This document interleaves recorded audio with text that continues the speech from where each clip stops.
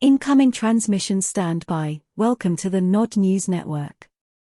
The Russian president said the continent would also remember Moscow's help in the anti-colonial struggle.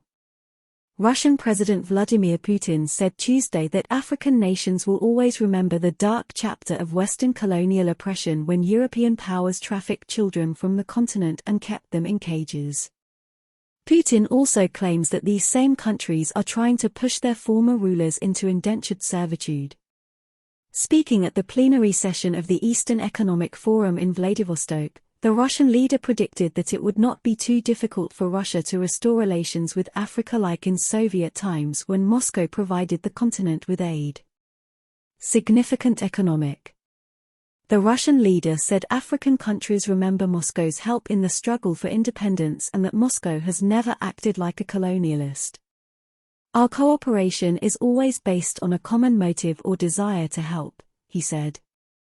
However, Putin noted that these countries remember not only Soviet aid but also Western cruelty.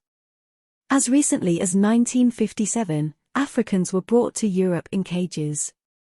One cannot watch this scene without crying. Children sat in cages, exposed for everyone to see, Putin recalled.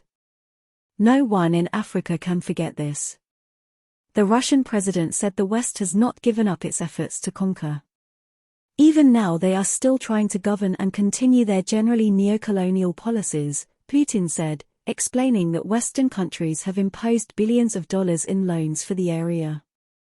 The West has built a credit system with African countries that by definition, does not allow them to repay their loans. This is not a credit relationship, it is a type of punitive compensation, he added.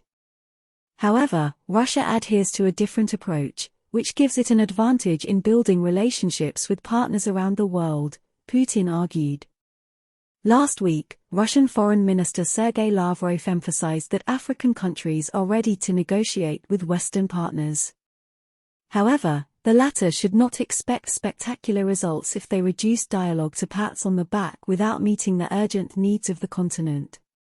To foster closer ties with the region, Russia hosted a Russia-Africa History Forum this summer in St. Petersburg, leading to many bilateral agreements in many different fields.